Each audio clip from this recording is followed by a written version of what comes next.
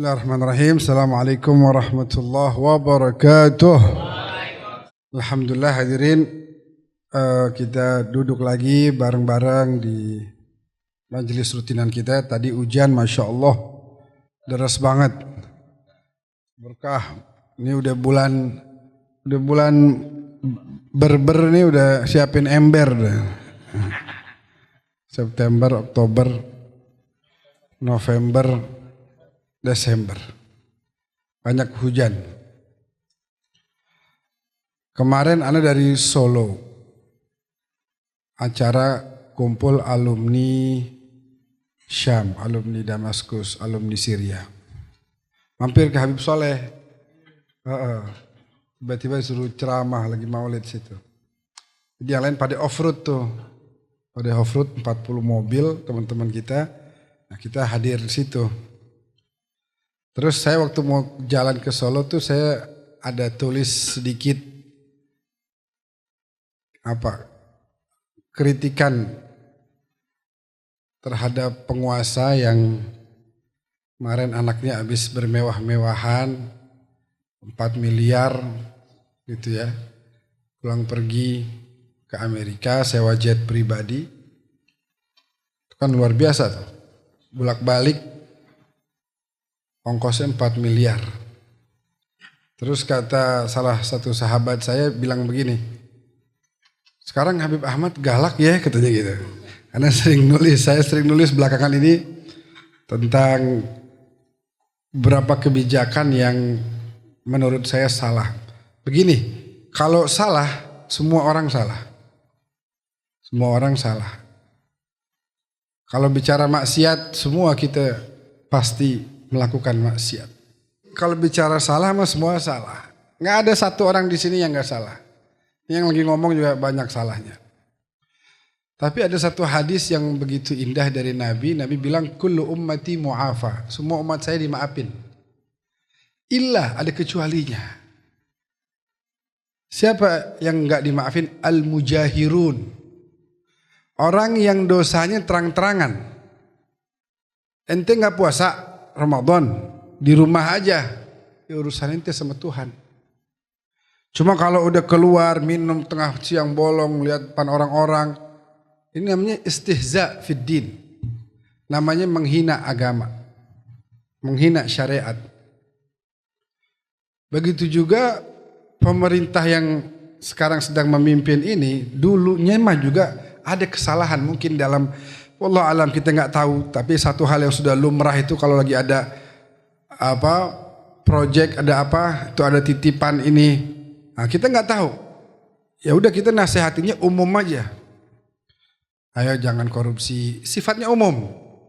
Tapi begitu sekarang udah terang-terangan seenaknya aja, main rubah aturan, main rubah kebijakan demi kepentingan pribadi, nah, itu nggak boleh didiemin, harus sampaikan.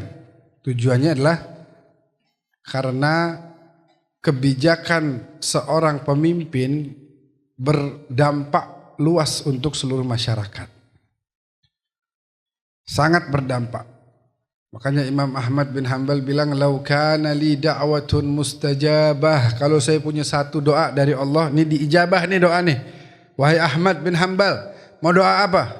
Beliau bilang, la saraftu halil imam, saya bakal doain pemimpin saya. Sebab kalau dia baik, ini semua kita dapat dampak kebaikannya. Kasih kebijakan yang adil, semua kita merasakan keadilannya. Tapi kalau dia zalim, dia curang, kita semua yang juga akan merasakan kerugiannya. Makanya begitu penting seorang pemimpin harus jadi sosok yang adil, yang tidak nepotisme. Jadi semua dosa diampunin sama Allah. Tapi kalau udah mujahirun, itu hati-hati, istihza. Nih Anda nggak puasa, emang ayo mau bisa apa nih? Tuhan mau ngapain? Kayak begitu, ngelawan. Nah, kayak misalnya banyak contohnya, tentu sangat banyak sekali. Maka di sini ada satu ayat di surat Al-Mumtahanah indah sekali. kadang-kadang perilaku itulah yang membuat bukan hanya kita bikin dosa, banyak maksiat, banyak dosa, tapi itu juga jadi sasaran serangan orang-orang kafir kepada Islam.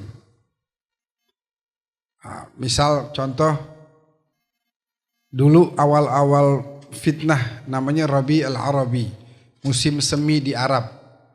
Itu perang di mana-mana, termasuk tempat saya belajar tuh perang. Banyak umat Islam bom bunuh diri. Bahkan saya masih di sono nih ketemu sama satu orang anak kecil, masih sekolah. Dibilangin sama gurunya begini, ente mau gak masuk surga langsung? Ente mau gak orang tua ente masuk? Mau. Nih bawa nih bom, habis ini ntar Jumatan lagi pada rame itu di masjid. Nah itu yang di masjid tuh mereka orang-orang ahli bid'ah, orang-orang yang tidak membela perjuangan kita, jihad kita, mereka membela pemerintah, yang begitu dibom aja dimatiin. Itu anak kecil nggak tahu menahu apa-apa, dia masuk ke masjid, ada polisi curiga, dipegang, dibuka badannya penuh bom. Nah, yang dibunuh orang-orang yang lagi sholat.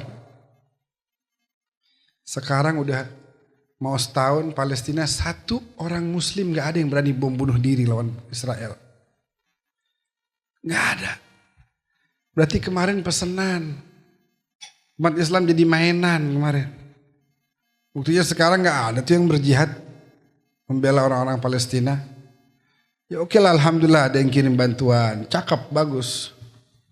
Tapi kenapa kemarin berani membunuh saudara seagamanya hanya karena beda ijtihad politik? Sekarang udah jelas-jelasan berapa yang terbunuh orang Palestina. Kalau tidak salah udah berapa? 40.000. 40.000 tuh orang semua itu.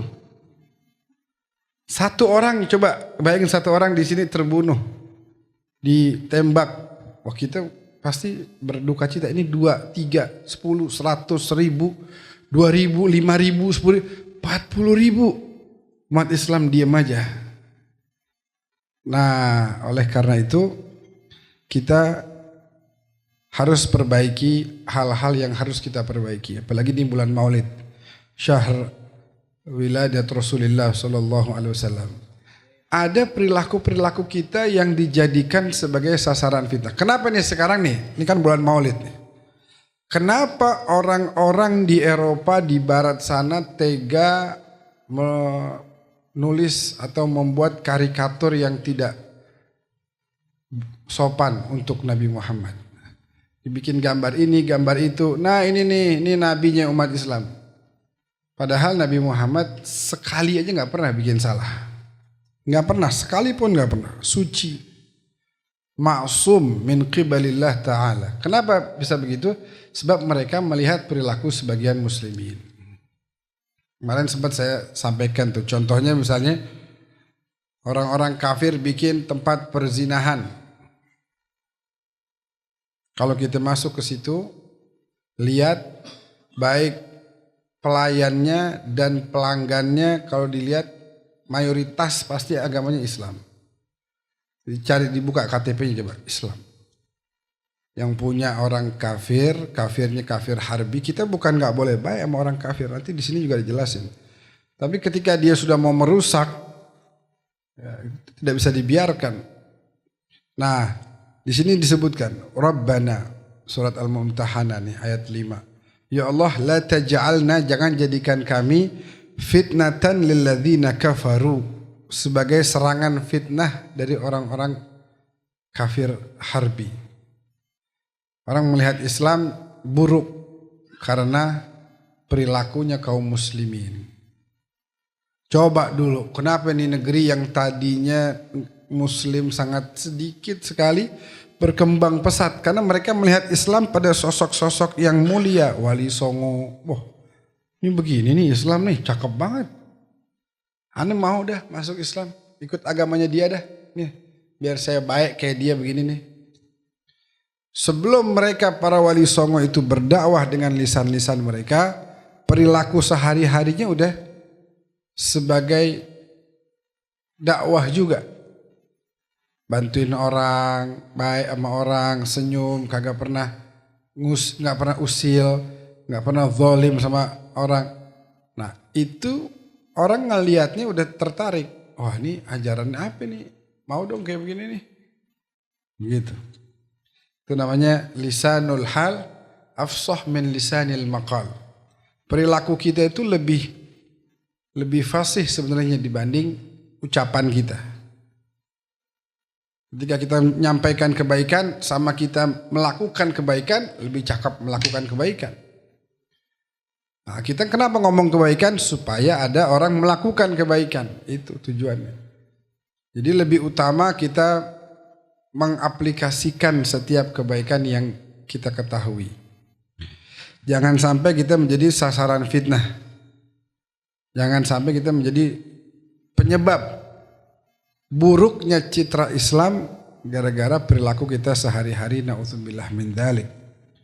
Bahkan di sini juga Allah menyebutkan di ayat ke-8, la yanhaakumullah 'anil ladzina lam yuqatilukum fid din wa lam yukhrijukum min diyarikum an tabarruhum wa tuqsitu ilaihim. Allah enggak larang kita untuk berbuat baik kepada orang kafir selama dia tidak menyerang kita dan tidak mengusir kita.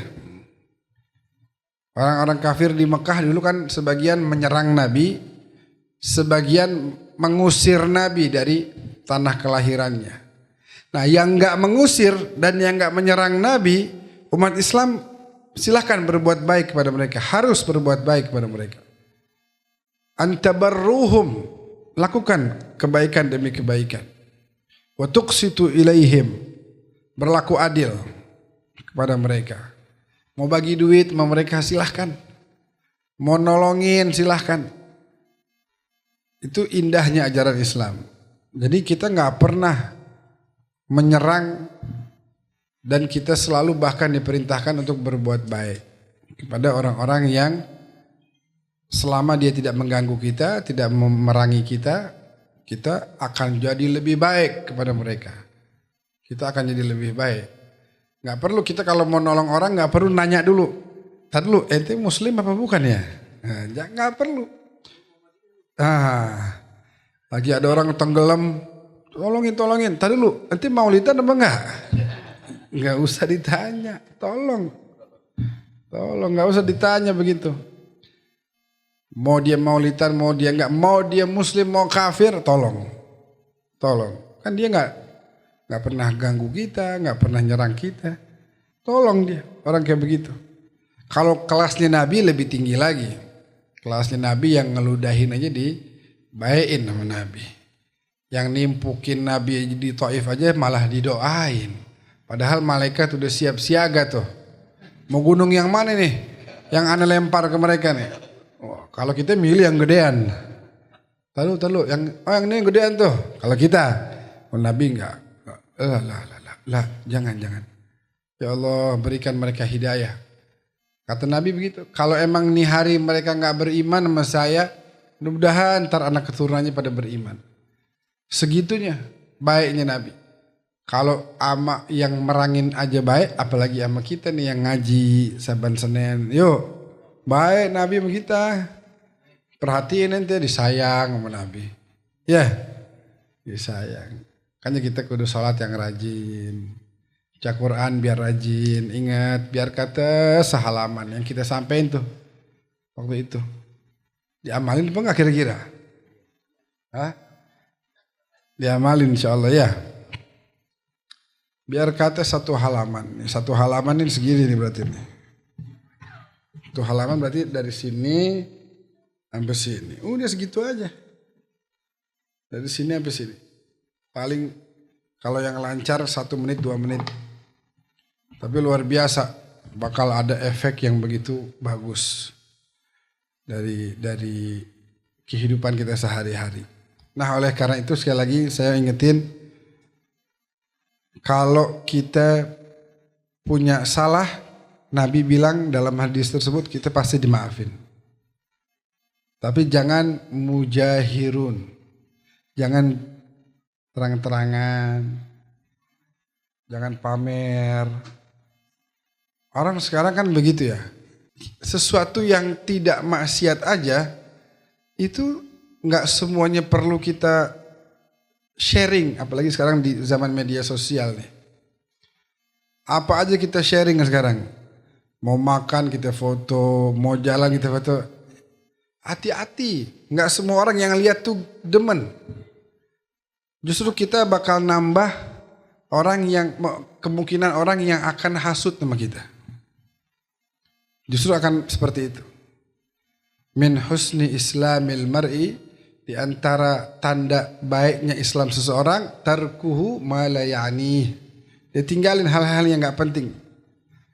Apalagi kalau lagi maksiat di sharing, lagi minum-minuman fotonya disebar, lagi status ya, lagi jalan sama yang bukan muhrimnya, taruh di status, taruh di story. Mahal.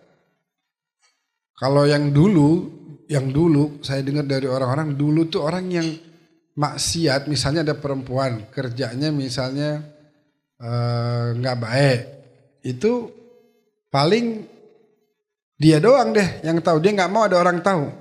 Ngumpet-ngumpet kalau keluar, tutup bajunya, begitu. Karena malu dia. Kalau sekarang malah open BO. Setelah itu, la taj'alna fitnatan ladzina kafaru waghfir lana rabbana. Terus minta maaf sama Allah, terus minta ampun, terus bertobat.